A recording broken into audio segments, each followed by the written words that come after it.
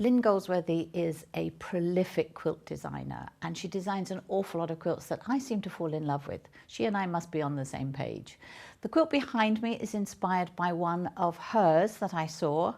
It's a very modern quilt, and as you can see, it has lots of flying geese.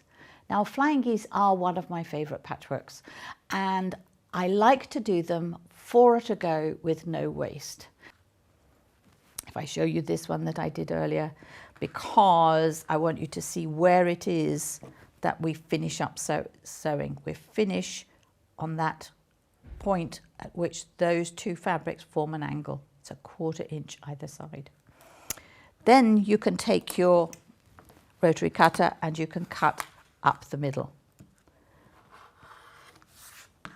And from this one piece of fabric, we get 4 flying geese. There's no waste at all, so you've got 4 identical flying geese.